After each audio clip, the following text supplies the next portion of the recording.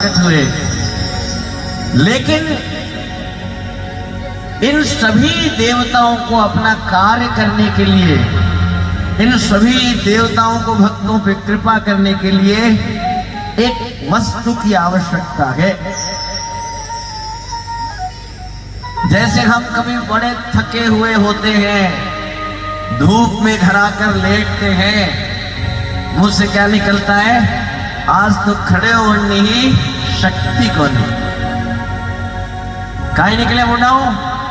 आज तो खड़े होने भी शक्ति को नहीं। जो शक्ति हमारे भीतर प्रविष्ट होती है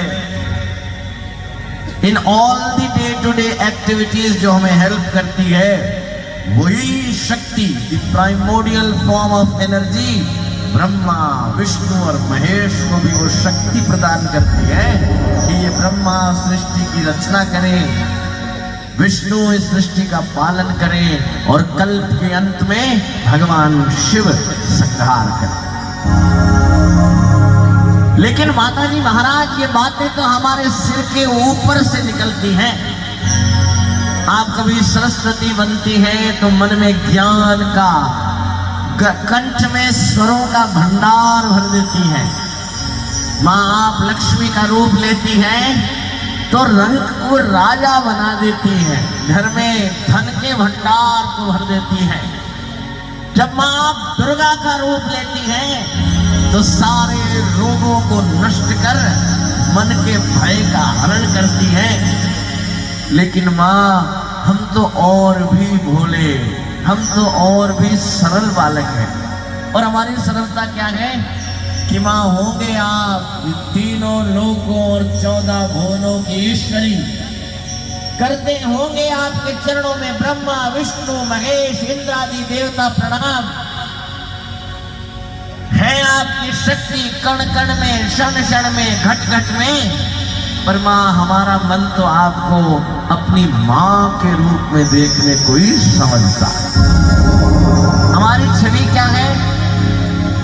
जिस समय माँ करणी का ध्यान, माँ आवड़, अन्नदाता इंद्रवाइसा, हमारी कुल देवी, जब भी देवी तत्व आता है हमारे मन में माँ की छवि आता है। और जो माँ 9 महीने हमें पेट में रखती है, जो माँ नाना प्रकार के दुख सहकर हमें जन्म देती है, लालन पालन करती है, ताड़न करती है, हमारे पास जो भी है, ये शरीर, ये ज्ञान, ये मन, ये बुद्धि सब प्रदान करती है।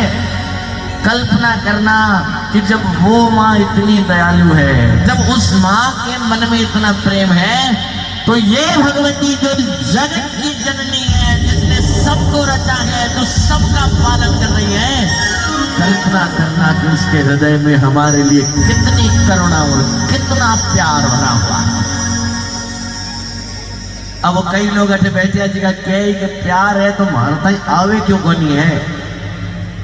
अगर माताजी महाराज आपने इतो ही प्यार करे तो जीवन में संकट क्या आ जावे।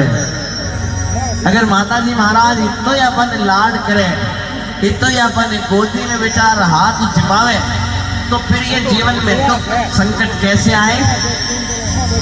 ये दुख और संकट, ये रोग, ये शोक, ये मोह, ये मन में उत्पन्न क्रोध, भाई भाई में ईर्ष्या, घर घर में लड़ाई, इसका कारण क्या है?